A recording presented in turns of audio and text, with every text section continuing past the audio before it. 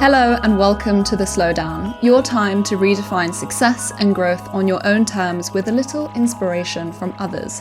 Today's guest here at Brazen Studios is someone who has lived multiple lives. Arizona Muse has graced more than 40 international Vogue covers and starred in campaigns for some of the world's most iconic houses: Prada, Chanel, Estée Lauder, Louis Vuitton, the list goes on. She's one of the most recognizable faces in modern fashion. But the part of Arizona's story that moves me the most is her becoming a climate activist, educator, and founder of Dirt, a charity dedicated to regenerating soil and restoring ecosystems. And she speaks passionately about biodynamic farming as one of the most powerful solutions for the climate crisis.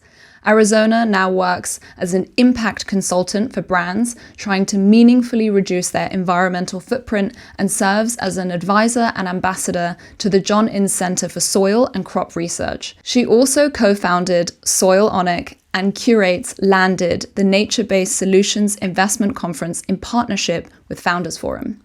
Arizona has managed to career shift, have a greater impact, and slow down. She's working on something that I think is one of the most important resources we have, soil, and has beautiful routines and practices that help her and her family feel grounded, all of which I explore in this episode. Arizona, it's an honor to have you here. Your work, your clarity, the way that you've turned purpose into a daily practice is exactly the kind of energy the podcast is made for. I have so much I love about you and I'd like to unpack, but I think it's important always to provide some context on who you are, so to better understand the decisions that you've made in your life and your values. So the question I always like to start with is, how and where were you raised, and what was success modeled for you like when you were younger? So I was raised in Tucson, Arizona and Santa Fe, New Mexico. But I was born in Tucson slightly before I was raised there, though. I lived in London because my mom is English. And so we were living between London and Tucson when I was 0 to 3 years old. And then my brother was born and we kind of settled in Tucson, Arizona. But I started going to nursery school in London. So I must have had a British accent at one point, is something I like to think of fondly, because I do sound American, because I did grow up in that country. And that has shaped a lot of me, and it's shaped a lot of what I don't want to be as well. I'm really proud of myself for ejecting at age 23 and coming to live in London and Spain as well. And I've done a lot of decolonizing of myself and de-westernizing of myself, which has been a big part of my journey. And yet I'm really proud of and feel like it's important that I grew up in the desert, that I grew up with water scarcity, that I grew up with brown rice and broccoli and organic food before it was cool, and shopping at a co-op in Tucson, Arizona that still exists now. And all these things that were part of my American culture were important and are still part of me, and did inform a lot of what came to pass in my life so far. I'm 37 now, and I've spent a lot of my life, particularly my adult life, in activism and in creating impact. Usually positive impact, I like to think. Although we have to admit and be honest with ourselves that if you are in a city, if you are in a Western country, you are having a negative impact. No matter how hard you try, me and my little family of 4 are having a far worse impact on the environment than a Sudanese family of 11. And that, I think, is a very important distinction to make, because we can sometimes blame pollution on overpopulation and big family sizes. No. It's lifestyle. It's lifestyle. It's how we live, what we consume, and what kind of plastic it was wrapped in. How many flights we take, all of these things. I think I asked you this last time, but the name Arizona Muse, that is your actual name. It's my actual name. I was born Arizona, in the desert of Arizona, and my mom was the one who said, oh, we should name her Arizona. And my dad, who's from Tucson, Arizona, but had been living in London and San Francisco for many, many years, and met my mom in London through the art world. He's an ancient art dealer and procurer. My mom was at the time an ancient art restorer, and so they met through their careers. And my mom is now she branched off into psychology and is now a parenting coach. But she wanted to name me Arizona. And my dad, growing up there, said, that's not a name. But they did. They named me Arizona Grace, and my dad's last name is Muse. And then I was born and I was so small. And I think that what happened is they got cold feet about such a big name, and they found a nickname for me. So I grew up being called Zoe. And that name it's a very pretty name, and it never resonated with me. It even got stuck in my mouth as I tried to say it as a child. And I was so insecure about my name. And I also knew that I had this enormous secret as a name, which was on my passport. And then I started modeling as a late teenager, and I was modeling as Zoe. My cards were made as Zoe. And then my first flight that I needed to take through my agents, they needed my passport. I was like, oh no, I hate this whole passport situation. This has always been so hard for me. Here's my passport. Cringy, cringy, cringy. And they looked at my passport and called me, and they were like, so what is your name? I was like, oh, that old thing. Oh, don't worry about that. It just, yeah, you'll have to book it under Arizona, but it's fine. We'll just not talk about this ever again. They were like, no, this is a gold mine. Exactly. They were like, well, we like that name better. Bye. And they reprinted everything. Didn't ask me. I was like, wow. And it turns out after 3 weeks, I got used to it and I really liked it. And I'm I really like the name Arizona. It's easy for me to say. Mm-hmm. It rolls off my tongue, unlike the word Zoe, which never did. Even though when I say it for other people, it does. It just was when it was associated to me. Didn't feel right. Didn't feel right.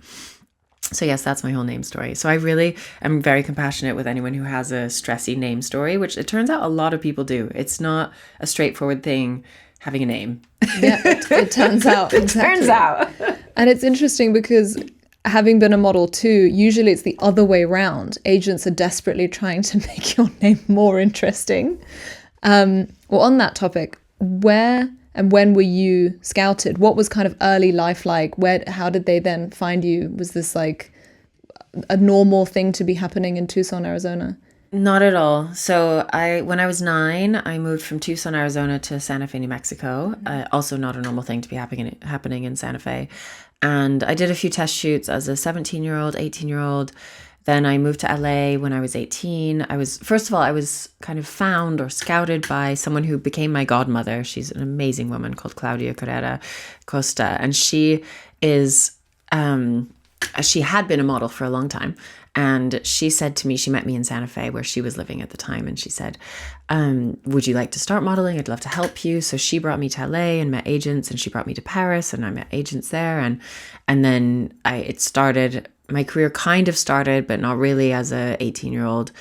And I didn't really like it, and it didn't really go very well. And I got a lot of feedback like, oh, maybe you could just lose some weight in your hips and things like that. Pretty hard stuff to be told when you're very, very, very young. And didn't think there was any problem with you until then. Yeah, exactly. And then I got pregnant. So then I had my son, who's now 16 and has muscles everywhere. He's so amazing. It is incredible when your child turns into an adult. Just watching that physical change is pretty extraordinary. But you profound. Were 20 at the time. I was 20 at the time, yes. And so my career was over. I was like, okay, I'm going to be fat forever. No worries. That wasn't going very well anyway. And I said to myself, I think I want to become a farmer.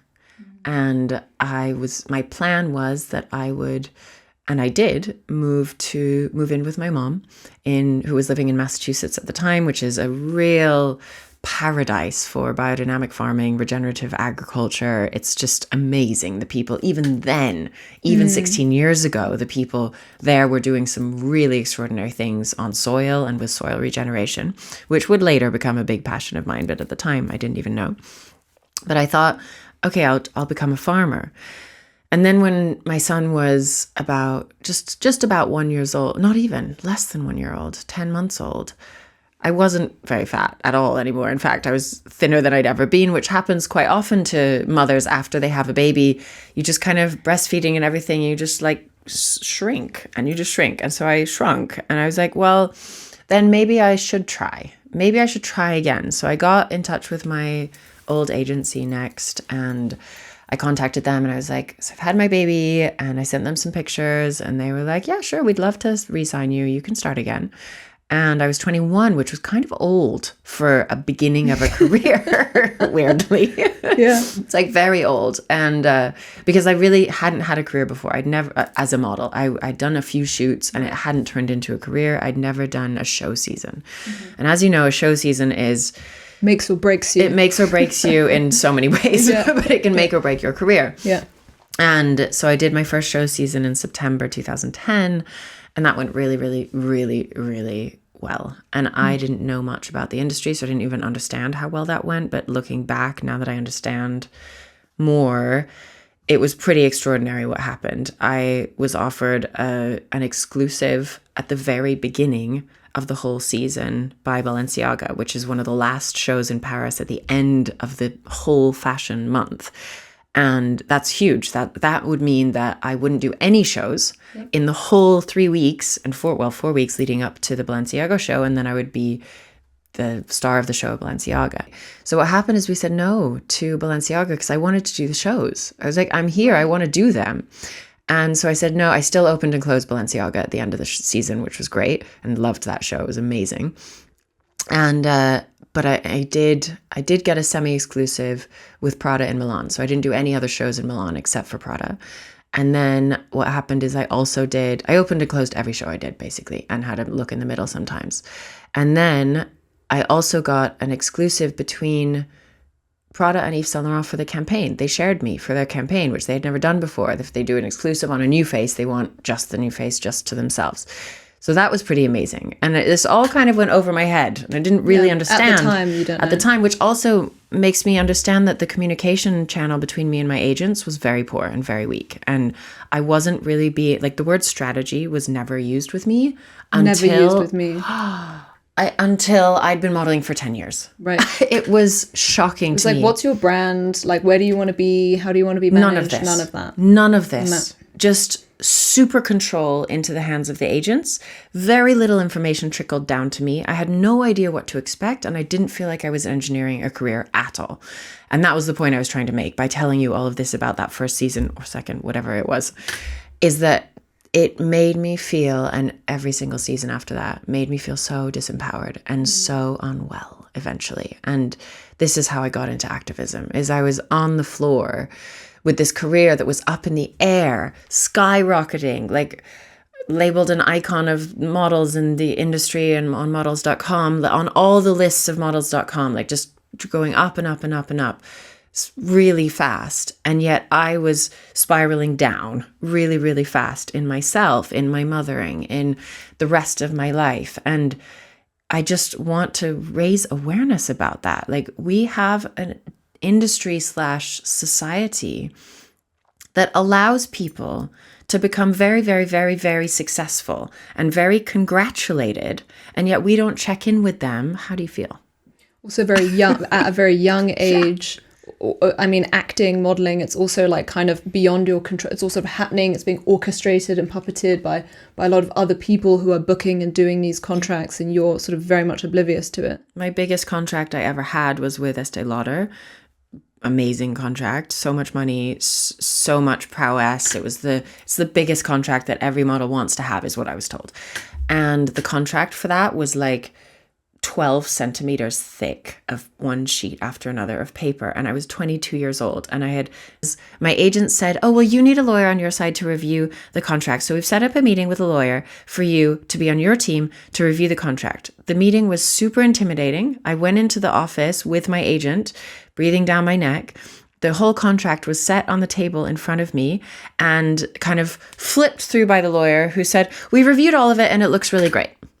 Like zero, oh, how do you feel about that? We've looked at this clause and like, we wonder if maybe, does that make you feel comfortable? Like, there are clauses in these contracts about what your body looks like. And it would be so nice if models had ChatGPT back then.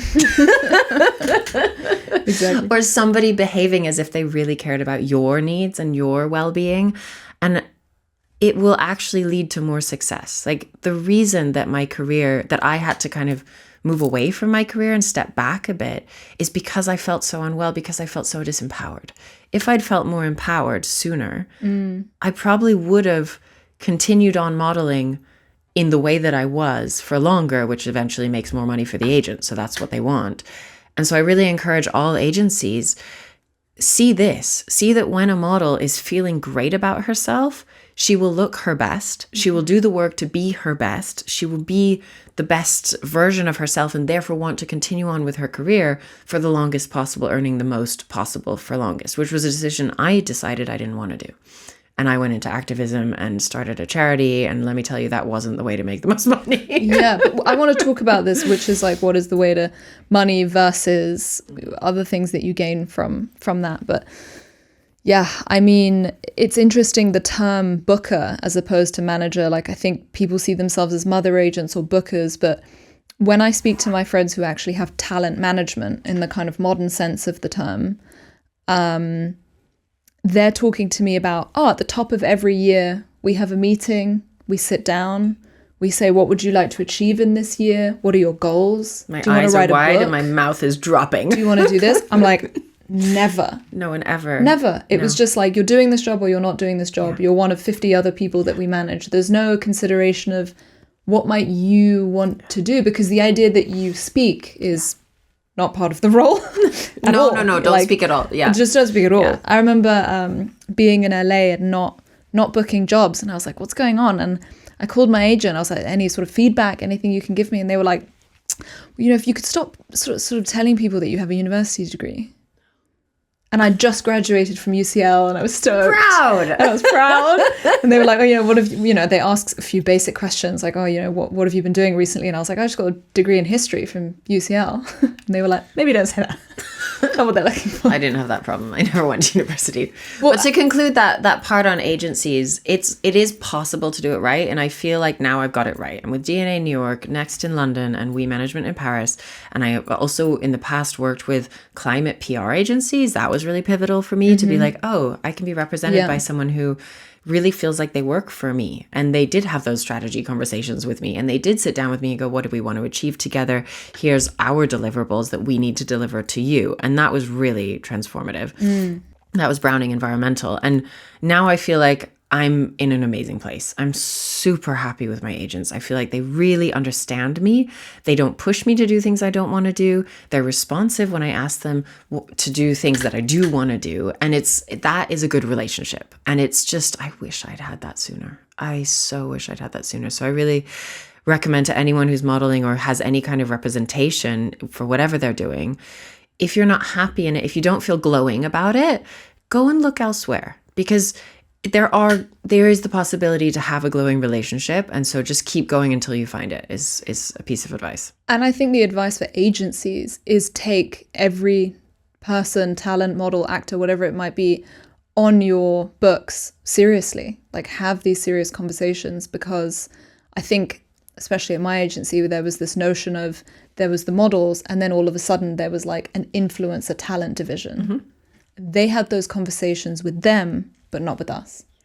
And I would have liked to have been treated in the same way, because together, if we work together, to your point, if I'm feeling great, I want to make whatever content I want to do, my platform could grow to whatever these other people have.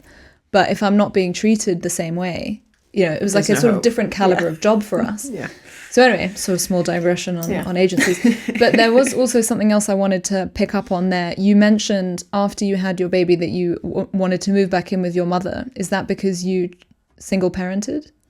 I did start single parenting when Nico was 7 months old. And I on and off single parented until he was 3. And then I completely single parented until he was 6. And then very sadly, when he was 10, his original father passed away. And he has now, as a father, my husband, who is an amazing dad for Nico. It's been absolutely beautiful. They met when Nico was 5, so well before his original father passed away. And it's been really beautiful to witness what an adoption can look like and what a real family relationship and connection can look like, even when blood relations aren't there. These two even look alike. Their mannerisms are alike. They have become each other. And that is just so, it's extraordinary to witness. And I'm so grateful on behalf of my son. I'm so grateful for me. And I'm so grateful to my husband for doing this with how he did it was just love. He approached Nico with love. He didn't think, oh, I wonder if this is going to work out. Oh, I wonder if he's going to like me. Oh, what if I do? Oh, I didn't like what he did. He was clearly not having that narrative as he met Nico. He just approached him with love and fun and open arms and open heart. And I think that is the way to approach children in any circumstance, but particularly if you're dating someone and if they already have a child or children. Of course, it's a complex situation, but what I like to think about is like, what I like to think about when I'm thinking about the concept of if you are a single parent and you're wondering whether or not to introduce your child to your partners, I encourage you to introduce them. You wouldn't not introduce your child to a friend, would you? Yeah. On the basis that maybe your friend won't be your friend for the rest of your life. Like, that would be crazy. Of course, another person. It's just another person. It's just another person. And children are very so resilient, and they're so at ease, actually. And it's our disease that creates dis-ease, not disease as in unwellness, but dis-ease as in uneasiness in children. So my recommendation around single parenting, which I guess I have a lot of recommendations, but this one is just invite other people into your children's life and make sure it's safe and happy and fun. But I wouldn't keep partners away from children on the basis that they may not last forever. I agree with that. Thank you for that digression clarification. Another one. We might do a few. Continuing the trajectory of your modeling career, as you're feeling this kind of mental paradox of these two things, was there a tipping point that you felt, this is now, I'm feeling the spiral has hit its bottom and I need to change something? Yeah, there were so many. And I wanted some kind of crazy thing to happen that would make me have to stop. Like, I wanted to have a mental breakdown, or I wanted to get hit by a car, or I wanted something external to come and save me from this place that was so uncomfortable and in this downward spiral. And I realized at some point nothing was going to do that. Why did you feel like you couldn't leave? Oh, because of feeling like I had no other options, had no degree, had no time, had no skills, I felt like there was no where to go. My mental health was really suffering, so I didn't feel confident. I didn't feel secure.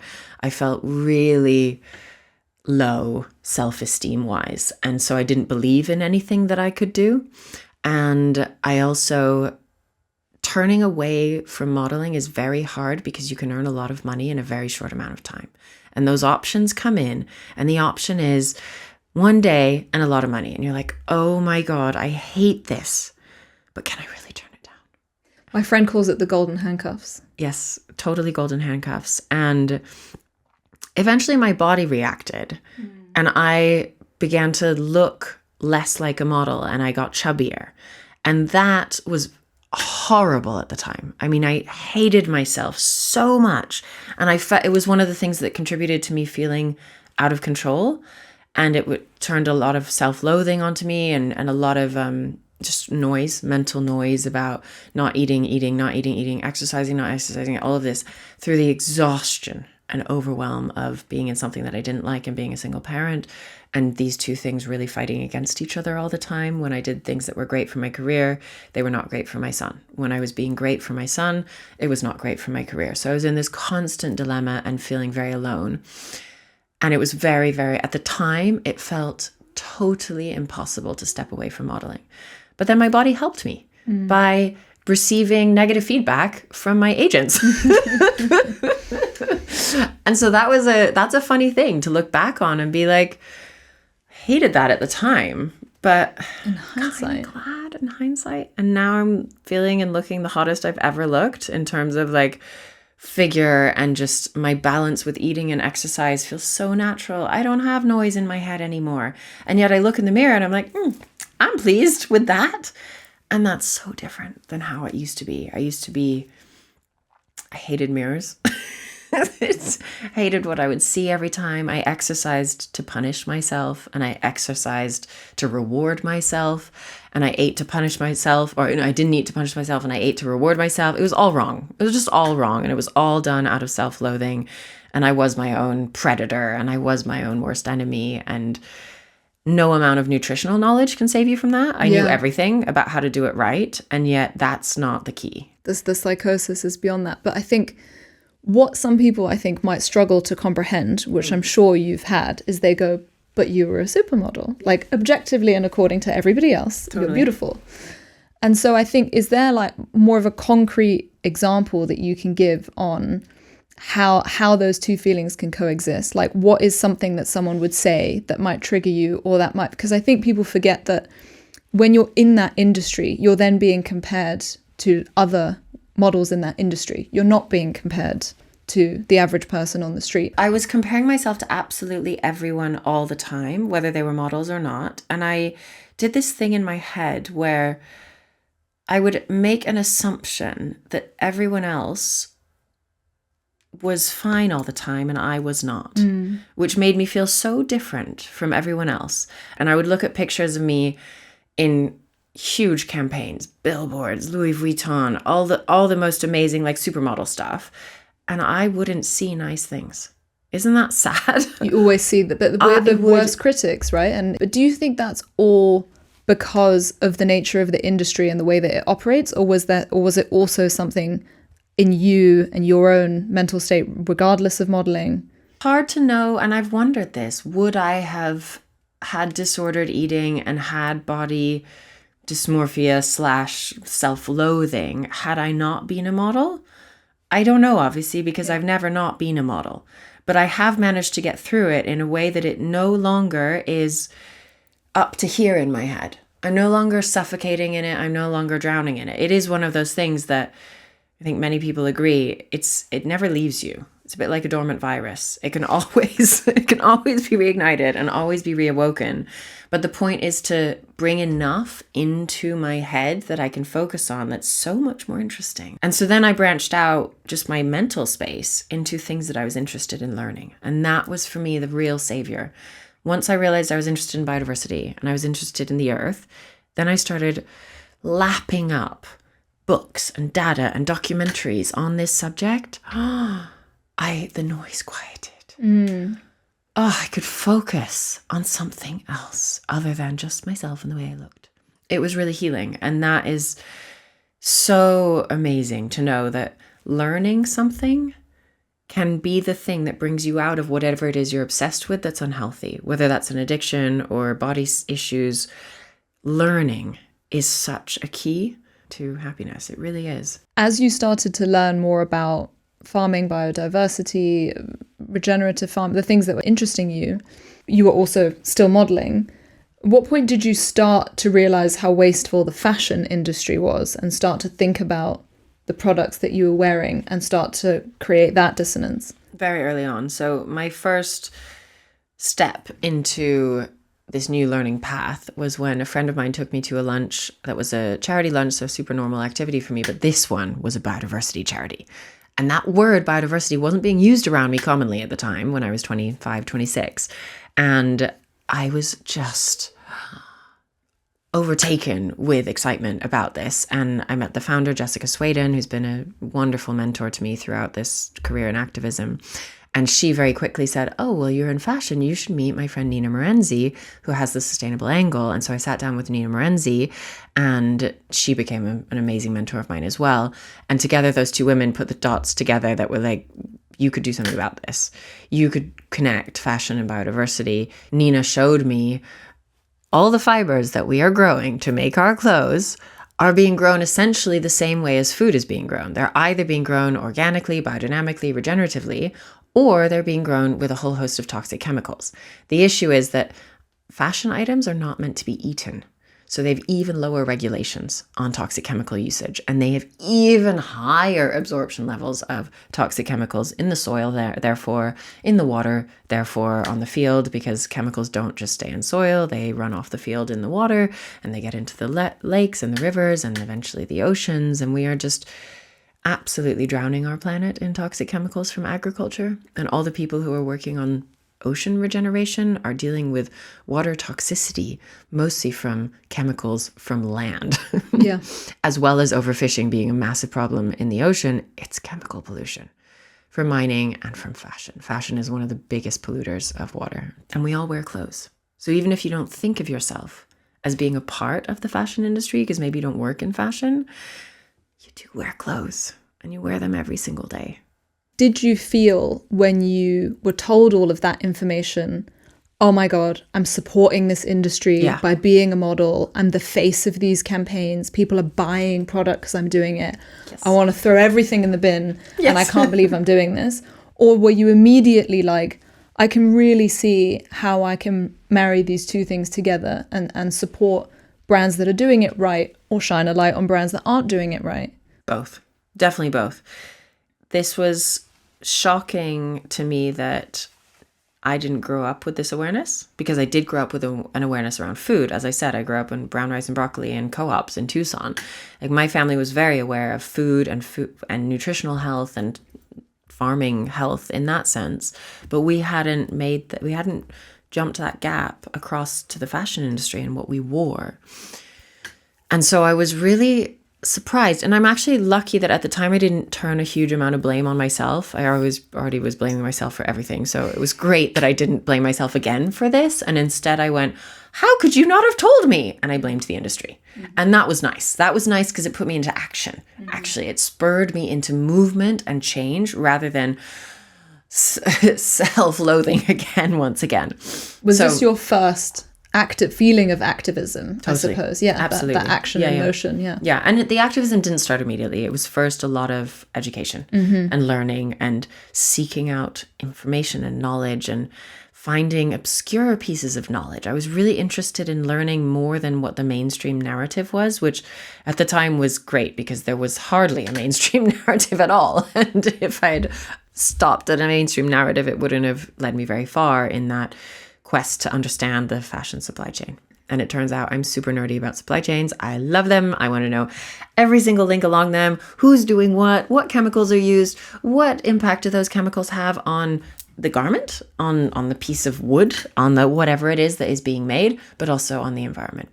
What happens when those chemicals are breathed in by the factory workers? How do I feel about that? Do I suddenly care about factory workers that I didn't even know existed? Like, that's a big one. How can we tease away at these relationships with people that we don't have relationships with? Because that's really important. We must fictionalize a relationship with the people that we don't know who live along these supply chains. Because let me tell you, we will not make a change in our lives because it's a little bit hard, because it's inconvenient, because we don't care enough, because we're busy, because of all these reasons, if we don't love that person. So you have to make yourself fall in love with the farmer in India who grew the cotton, with the garment worker in Bangladesh who sewed it together. You must do that. It's our responsibility as people who wear clothes to form relationships with the people who made them for us, even if we're never going to meet them. I made a commitment to being transparent about the making of this podcast right from the start. So here's a quick update of the financial side. Season 4 of The Slowdown does not currently have a sponsor. I really want this podcast to bring to light people, stories, and approaches to life that I admire and don't often see in mainstream media. So I'm taking on the studio editing and making costs of this season myself. If you're a brand, or if you know a brand that cares about bringing honest and applicable career advice to people at all stages of their journey, please reach out. I'm eager to find the right partner, hopefully long-term, to help fund and continue the show so that it can keep growing. In the meantime, your comments, reviews, and shares of this episode are so important. If you're not already, hit subscribe, share this episode with a friend, drop a comment on Spotify and a review on Apple. It really does make a difference and continues to inspire the change that we're hoping to make in slowing down. Thank you so much for your support. After all the learning, what was the first bit of action or activism that you took? Was it deciding more consciously the brands that you worked with? Was it public speaking? Like, where did you go first? So Nina Morenzi invited me to speak on a panel that she was organizing on my birthday, September 18th. And I was absolutely terrible. I was a really awful public speaker. I was super shy. My voice was a mousy voice and I didn't really feel worthy of speaking. And so that was an interesting experience. And what was amazing about it was that I wanted to do it again. And I wanted to do it again badly. I was like passionate about doing it again. And every single time I did it, I got so much better. Wow. And the learning curve was so steep in such a great way that I started to feel good about myself. Like, oh, this is a nice feeling. Gosh, I never felt that before. Turns out purpose is one hell of a drug. Turns out. And I'm so grateful to all those people who had me on panels when I was not a very good public speaker at all.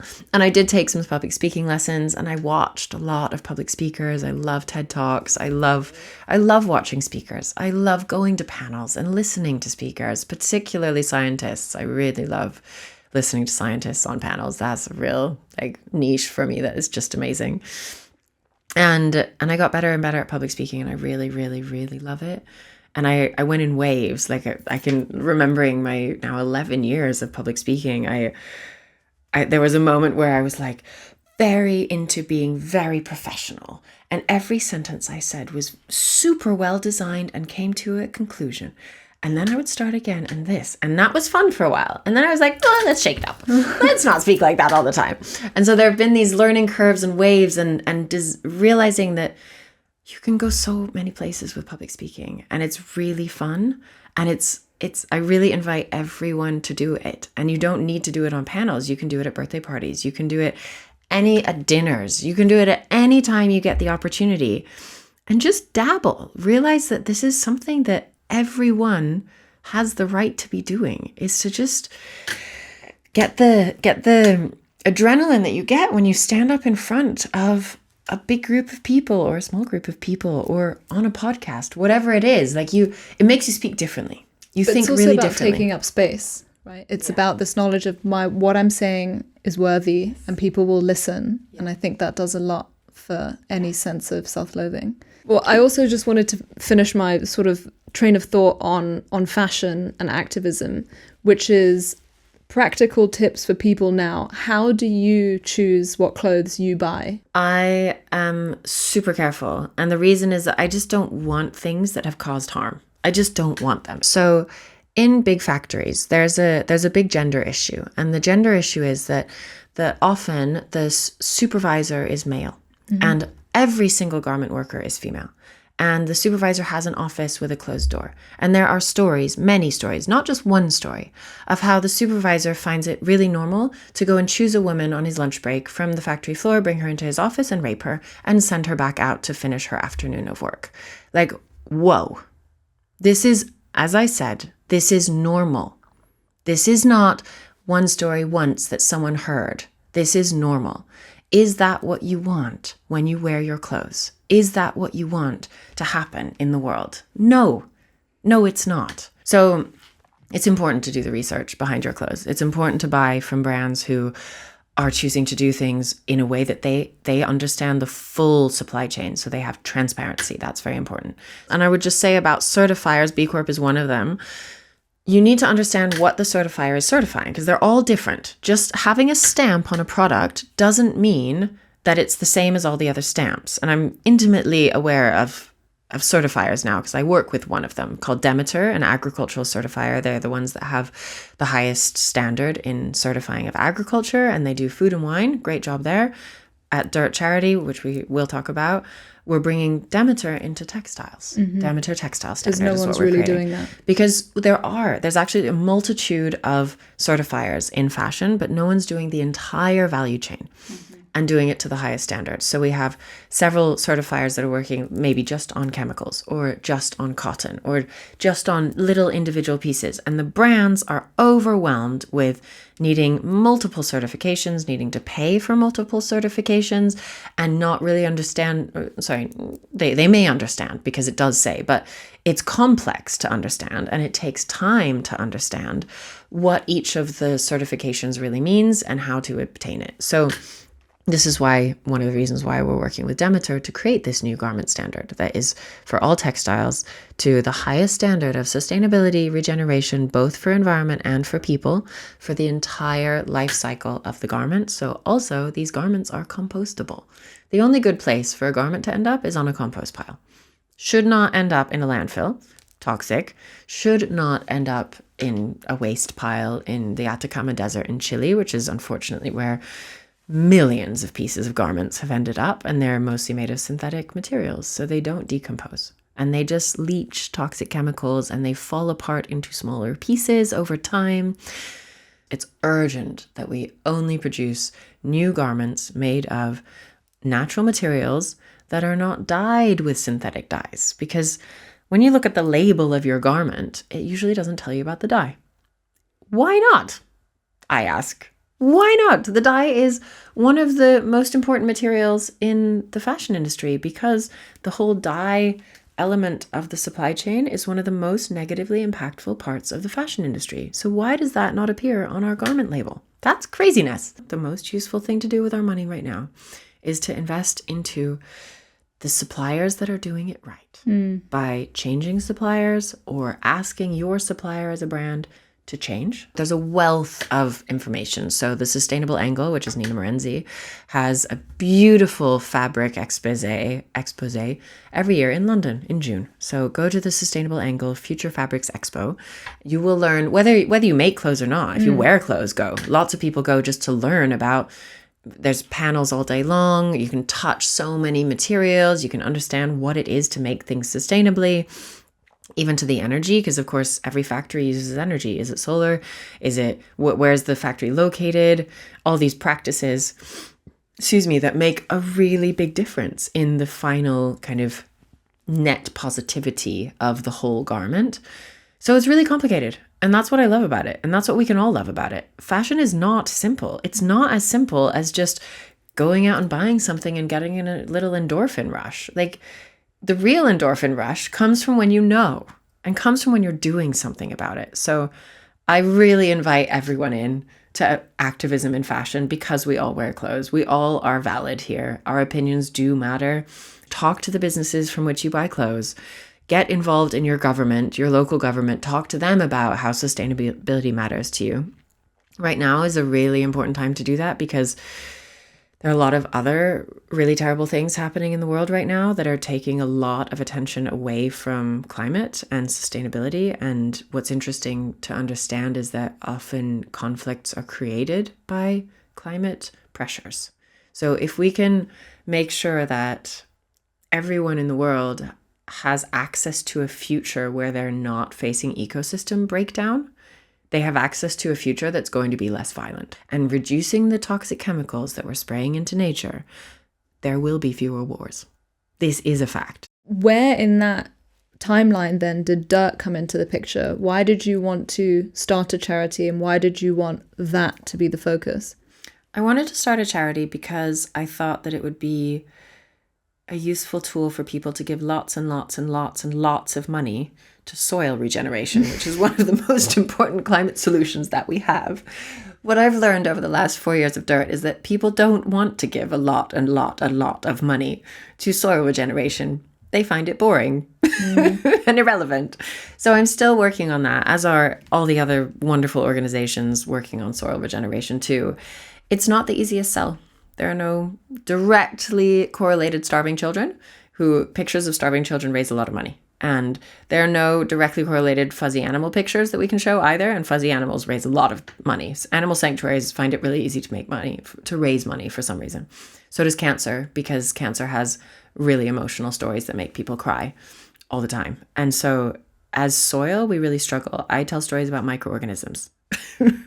I tell stories about undergrowth and understories and how a canopy, no matter how tall it is, can protect the surface of the earth and keep it 15 degrees cooler. Like, cool, but doesn't make you pull your wallet out in the same way that these other competitors, for lack of a better word, not that I feel like I'm personally competing against any other charities at all, but soil is as a stakeholder when it comes to philanthropic choices out there. So I've learned a lot about the philanthropic world, and it's a really tricky one. It's a really tricky sell. It really is, to convince people that they should just give dirt presents.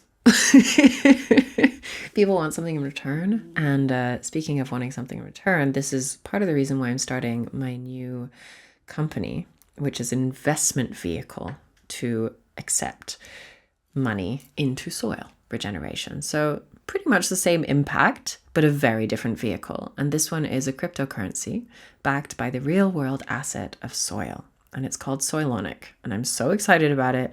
We are raising investment right now. The coin of the cryptocurrency called Soilo will go live in March 21st, 2026, which means that anyone can buy and sell our cryptocurrency called Soilo. And when you do that, you are directly investing into farmers who are regenerating soil, which is a great feeling and something really, really, really useful to the future. So anyone can invest. This is an opportunity that's available to an 18-year-old who may be making their first climate investment ever, which means a lot to me because I felt very intimidated by climate investing. It's not easy. You have to have a certain amount of wealth. You have to feel confident enough to knock at the doors of wealth managers. It's really not easy, even if you're like, but I'm a person who lives on this planet and I should be able to invest into the future of it being healthy, right? No, it's not that simple, it turns out.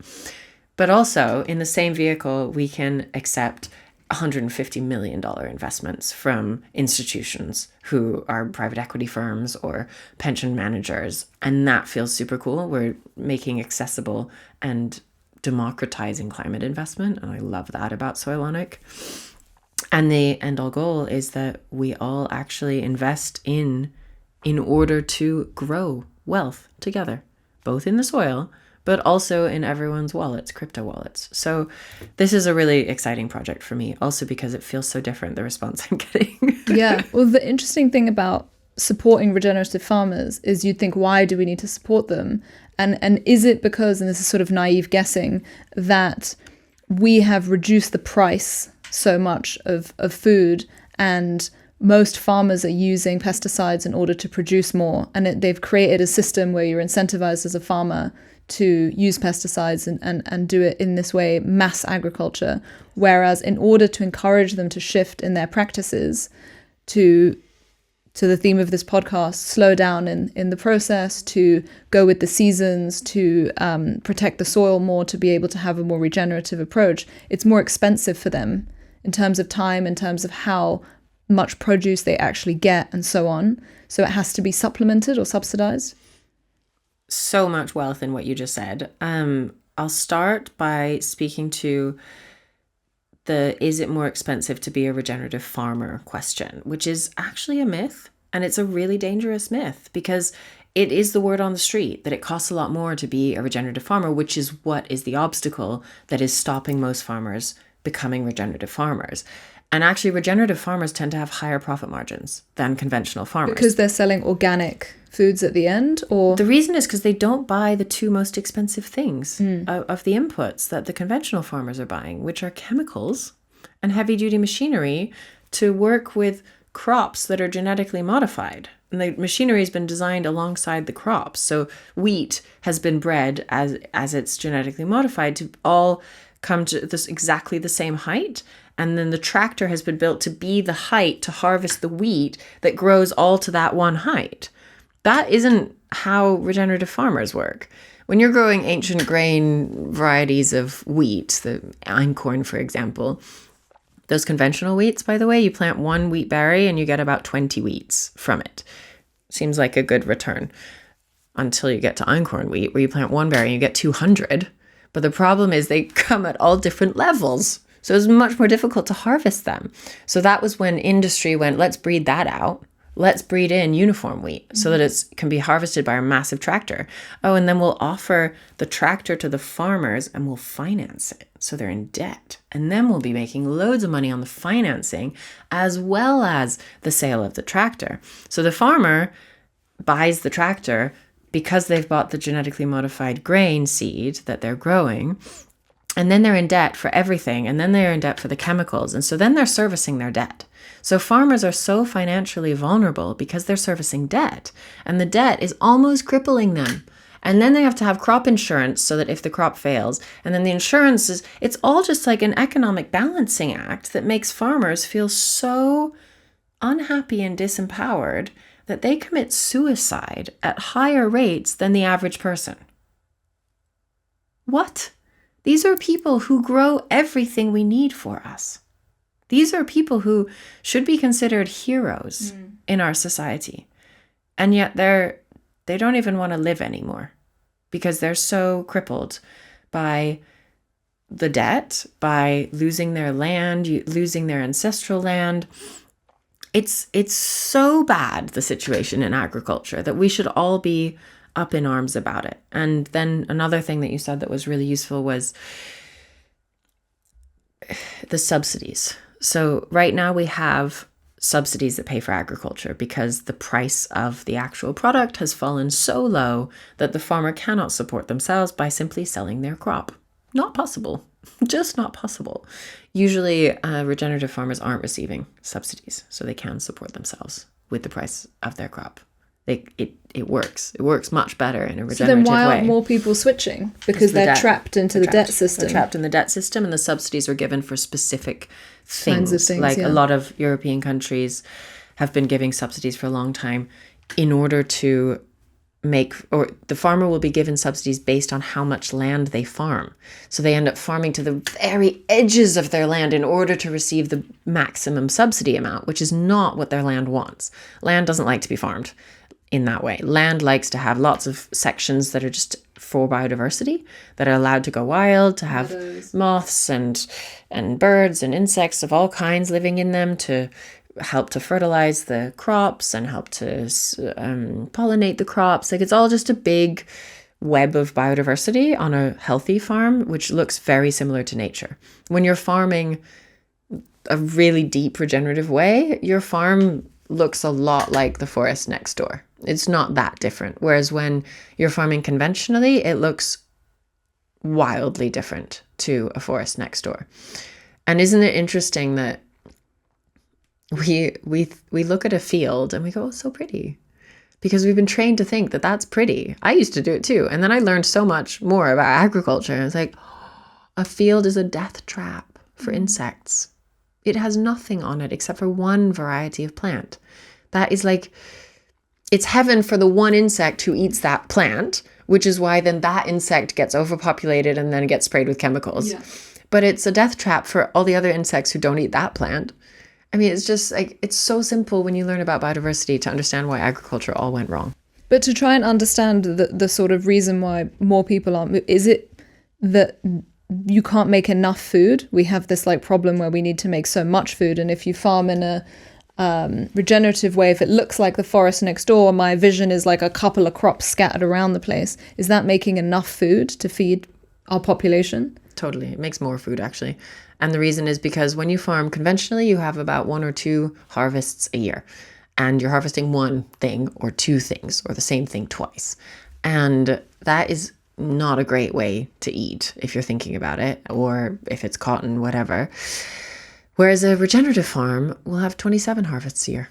And they'll be harvesting a variety of different fruits, vegetables, meats, wools, everything coming from one soil, so that the soil isn't being depleted, because soil doesn't like to grow the same thing over and over again, because like humans, plants have likes and dislikes. Seems like lentils don't eat the same thing out of soil as do sheep. So when you rotate all of these beings together over time, you get soil that's super happy, and it's a give and receive relationship with the things that are growing on it. And then you don't need chemicals at all. The need for chemicals falls away. We need chemicals when we deplete soil health. And we want to grow one crop, sounds like. Yeah. Seems like we need to kind of go back to how we sort of used to farm and used to do things. And at some point in history, we've gone awry and gone wrong in quite a lot of things. Maybe it was when we invented the concept of financial institutions and money moving around, invisible money that doesn't make any sense, and that it became more important to be a banker than a farmer. I don't know exactly when we went wrong, but or during colonization, or the agricultural revolution. When was it? Hard to say, but many points along history. So through the process of all of this, the combination of your modeling, the activism, the public speaking, the charity work, you've developed quite the public profile in terms of number of followers on Instagram, people that kind of recognize you or know your name. What would you say are the pros and cons of having a public profile? Fame does not make people happy. It makes people caged. and it makes people insecure. And I've thought about this a lot because I don't feel in any way famous right now. I did begin to feel what that felt like in the height of my modeling career, and it didn't feel good. It was part of the things that made me feel so unwell at the time. And what happened to me, my experience was that if people knew who I was, they would come up to me and tell me a few glorious things about what they thought about me that often didn't resonate with me at all about how I felt about myself. And then they wouldn't have anything else to say. And they wouldn't be able to tell me anything about them. And they would just glow at me. And it was like, wow. I mean, sweet once. But when that happens over and over and over again, it is so lonesome. No one can connect with you. It's not a natural way to connect with people. No one's actually curious because they have all these... They have a parasocial relationship with you where they think they know you in some capacity. And it's all pictures in their mind when they see you, all the pictures that they've seen you in. And so they can't get past that. And so I think I've heard many times people who are famous say, oh, it's so refreshing to meet someone who just doesn't know who I am. Or they love going to countries where they're just not famous in that country at all. Because it's so relaxing to be able to meet someone and not have their full attention on you. Just like normal attention. Just like kindness, of course, is nice. Everyone likes that. But like the attention level that you get when you have any kind of notoriety is exhausting. And it's not normal.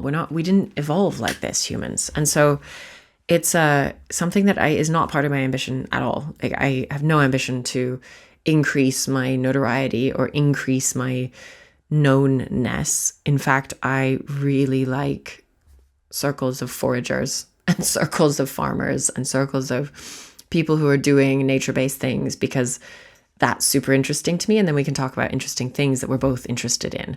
And it doesn't matter what we've done on screens, and it doesn't matter what we've done except for things that we can actually talk about to each other and tell stories. So that's how I'm reframing fame right now, is like, can we just maybe put fame on things we like to do in common instead of people we like? The point of this show, I think a lot of people strive for this external validation and they think, oh, I'll have made it when I have 100,000 followers, 500,000 followers. Like that's some sort of cultural proof that I have quote unquote succeeded in our view of things.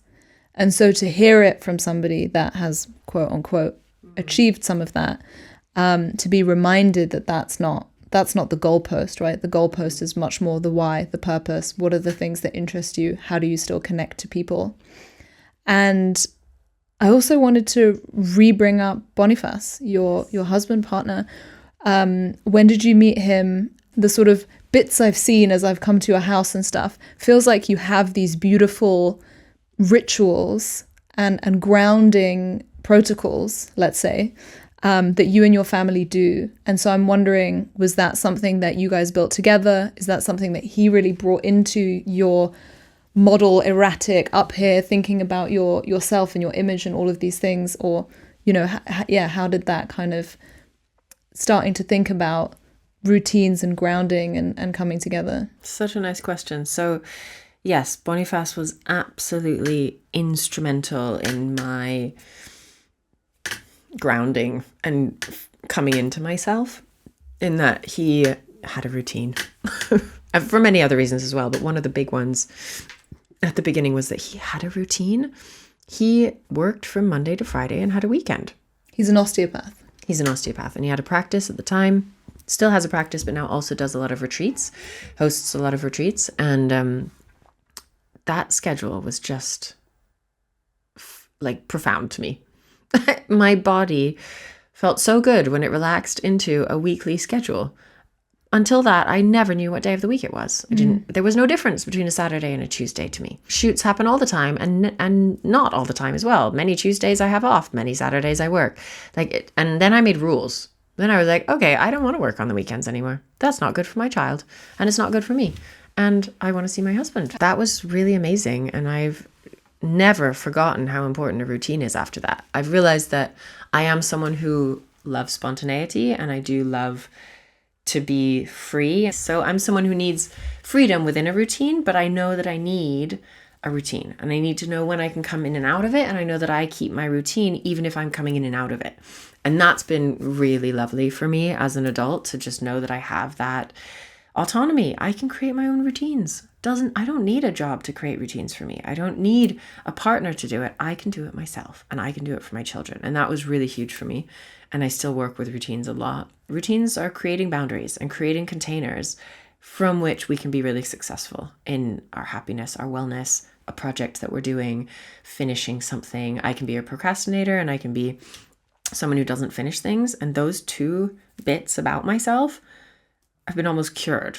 Like I don't really procrastinate anymore. Boniface brought so much to me in terms of routine, stability in life, stability in behavior. He's so stable. He's always in the same mood. I'm not. We're so different in that way. I'll never know if I became so erratic because of being a model, or if I was always erratic, but I am a bit erratic, and I'm starting not to dislike that about myself. There's quite a lot of beauty in erraticism and spontaneity and wanting change. I love change. I get a lot of energy from change, whether it's moving, whether it's going somewhere, whether it's change in career, change in work, change in anything. Even if it's negative change, I tend to get a whoosh of energy, and that I can work with. And that's something nice that I've realized, is that even if something's happening that you don't want it to happen, you can still find what within it is useful. And that for me has been change. What are your top 3 tips for slowing down in your day-to-day?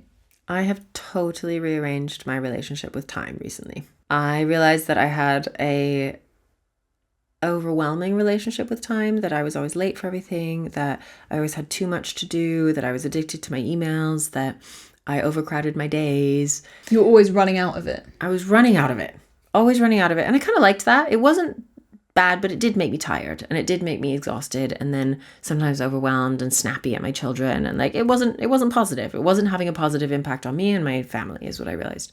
And probably my work as well. And so I didn't know how, but I was like, I'm going to rearrange my relationship with time. Let's see how this is going to work.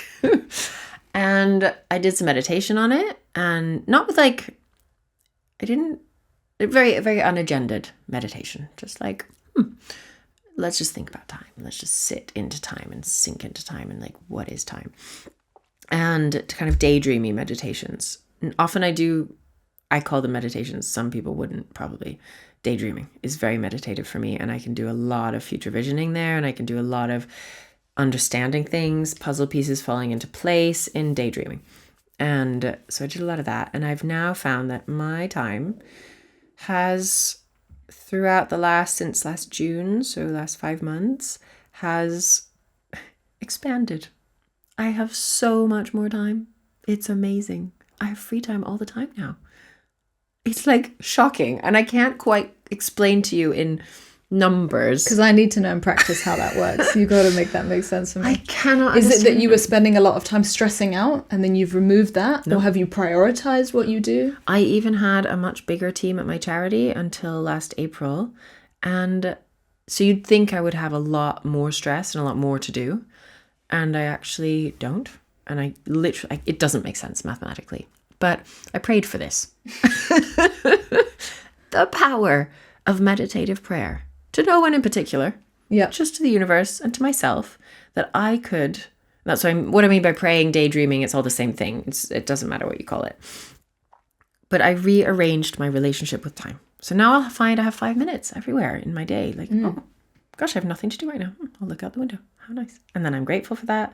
And I send out my gratitude, and I enjoy it. And I make sure that I really celebrate it, that this happened, that I now have 5 minutes every now and again. And I will take time when I need it. I'll be like, okay, next week, I want to just like do something else on Thursday afternoon. Not on my laptop. I don't know what it's going to be yet, but I'm just going to make the time for that. Wow. Like, it works. Anyone can do this. I do accept that I'm in a different position to many. I don't have a corporate job, but I still work 80 hours a week. Like I work a lot. I'm a co-founder of Soilonic. I have 2 other amazing co-founders who live on a regenerative farm outside of Paris and come from a background of media and art. So Soilonic is all about culture and how we can bring people in and through partnerships and collaborations and exciting things happening that make you feel stuff. And like we're bringing that to crypto as well, which I'm really excited about. I'm a founder of a charity. I co-curate a climate conference with Founders Forum once a year. This year was our first one. Outstandingly good feedback. So I do a lot of things. It's not like I was just a model and now I hardly ever model anymore because I'm old, which I just want to make sure we're not thinking that right now. I'm going, yeah, well, it's easy for her to rearrange her relationship with time. I also have 2 children. I live in London. When my dad comes to visit, who's very slowed down, he's like, gosh, you really do a lot of things every day, don't you? I manage my time minute to minute, but I've managed to put in just like free time. I love that. And any 2 other kind of slowing down tips, especially maybe in parenting? So like mine are always like movement, like I need to get up and move in the day, or people have 5-minute meditations, they do different kinds of things, or even like taking an actual holiday that's longer than a week with your family, or, you know, anything like that. Witchcraft. Start learning about witchcraft. That's been really transformative to me, learning to slow down, because like we said earlier, for me anyway, with all the noise in my head about body stuff, I couldn't just tell myself to stop thinking about it. You have to give yourself something else to do. Right. And so witchcraft is basically just means having a relationship with the natural world and making things happen when you want them to. That is putting something in your mind that is totally not your work, totally not your family, totally not anything, and yet you will probably really begin to care about this a lot because it's very interesting and it really works. And telepathy, psychic, all of these things come from witchcraft. And no, it's not about black cats and warty old women in pointy hats. Like witchcraft is just, how do we relate to the energies out there? And how do we move intentionally the energy within ourselves? That's what witchcraft is essentially. And so again, call it whatever you want, it just doesn't matter. But when you bring that into your life, it's so exciting and so much fun, and you get to think about it, you get to learn it and learn practices, and maybe you like Wiccan, and maybe you like Druidism, and whatever. Like there's so much to learn about there that can fill your mind with something that causes a slowdown elsewhere because it's there and it's taking time and presence. Replace the anxiety with something a bit more useful. Another question I always ask people a lot is around the definition of success. My current definition of success for me is to feel alive. What can I do in every moment to make sure that I am feeling alive? And I've decided I don't care about a lot of things that I used to care about. And it is so liberating to live like this. I don't care. If I don't have money in the future, I will be so happy about that as long as I feel alive. That frees you from so much.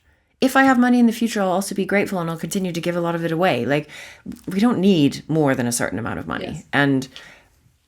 But everything, like I want to feel alive. And I know that what makes me feel alive will change. That's part of the aliveness. Like don't make too many plans about what makes you feel alive because it's not going to be the same in the future. And that's what's so fun about it. It's like you have to stay alive to know what makes you alive. It's really fun as a concept to live in this aliveness. And that started for me because I participate in a group, and we often use in our group sharing circles the question, what's alive within you right now? We don't say, how are you? We say, what's alive within you right now? Because wow, that question brings out such powerful stuff. It brings out the truth is what that question does. It brings out the truth. And that is something that we are used to not relating to very often within ourselves. And not sharing. I think the usual answer is, I'm fine, to how are you? Yeah. Right? It doesn't. No. You have to answer, I'm okay. I'm great, actually. It's super awkward if you don't. Yeah, I feel like, actually, let me tell you about this horrific thing that's happening to me. As I pull you to one side at this cocktail party where you only wanted to talk to me for 30 seconds, the other person is like, oh my God, get me out of here. Yeah, not designed for real connection. And when you ask the question, what's alive within you right now, you of course need to get ready to answer it. And so then you become more alive too, because you're like, what's here in my chest right now? Because we don't know what's in our chest right now until we look. It's like one of those things you don't decide. You can look at what's in your chest right now, which is, I feel like, the place where I would hold my most alive thing. And which is already good to do, body placement. Where does this thing live? Is my most alive thing out here? Am I looking at it? Is it inside me? All kinds of fun stuff you can do with that question. And just, it makes you more alive.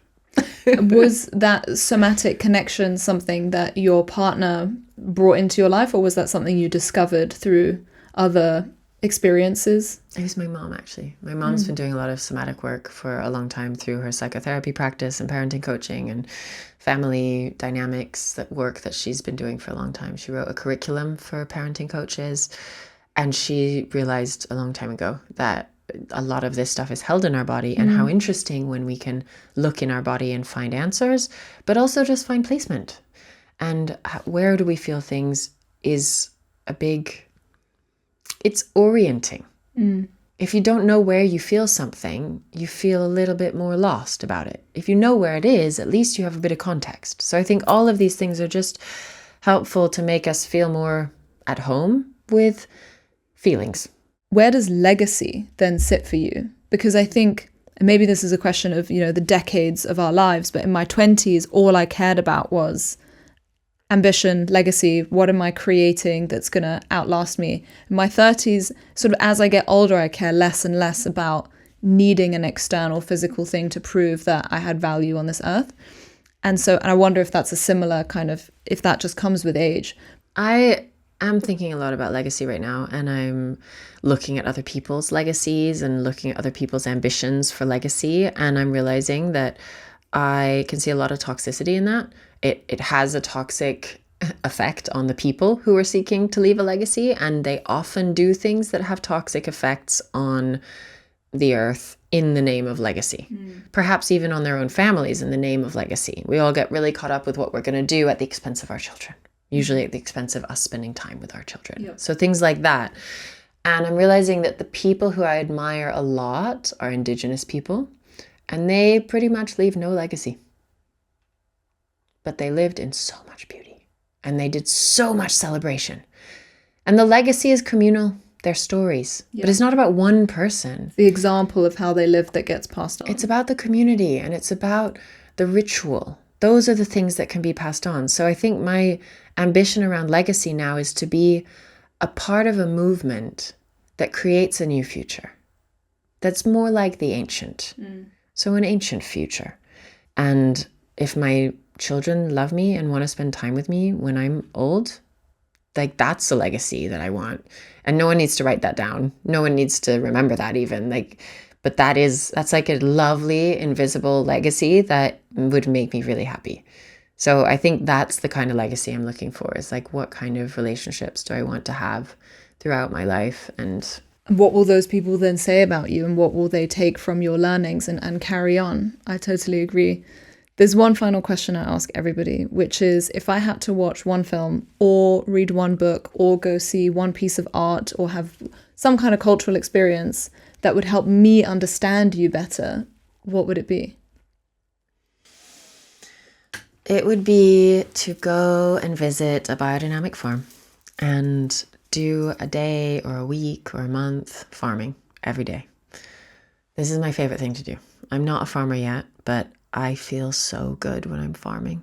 And the conversations that I have with farmers are the most enriching conversations about spirituality and soil and life and the web and the connection and parenting and why and philosophy, and everything can be encapsulated into regenerative farming. And it's so exciting.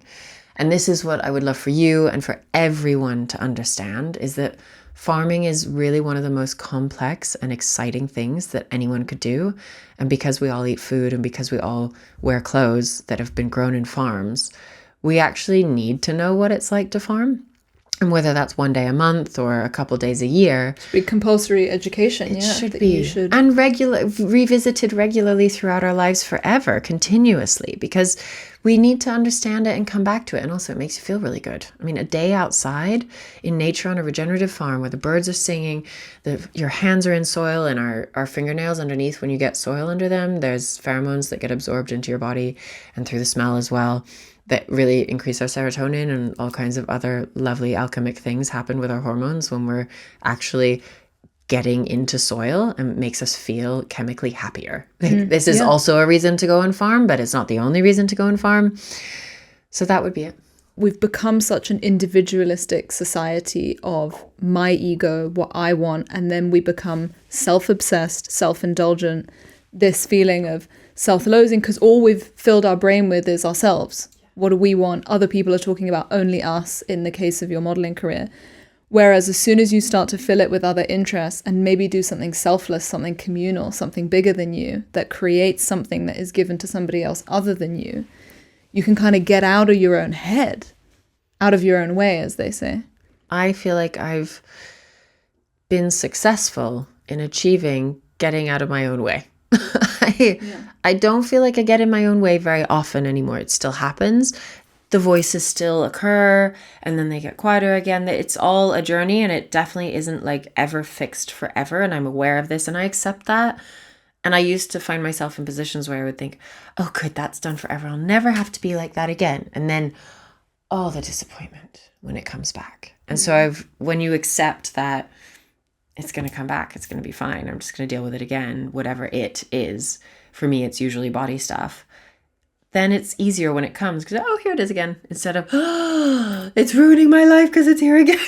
But you also have the tools now, okay, if I'm having this feeling, let me go to a farm where it's not about me and what I look like, or let me get another interest, let me reset, let me learn, let me educate myself on something else that will fill my brain with this new interesting thing and make me think less about myself again. Exactly. Or go and do some work. I mean, I hear over and over that and I feel the same way, it's very aliveness inducing to do volunteering. It really is. To go and do something in service to someone else. It's just amazing. It doesn't have to be official. It doesn't have to be with an organization. But like, think of your life as, or I like to think of my life as, when can I be in service? And when am I not in service? And just understanding that balance and looking at it and being, aware of it. Thank you so much.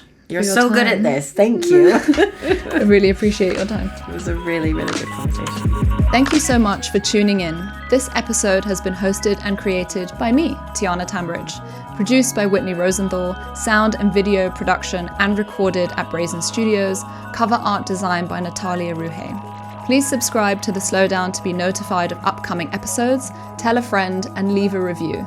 It really does help a new podcast like this get out in the world. And remember, we're all heading to the same destination, and there is no prize for getting there early, so we might as well slow down.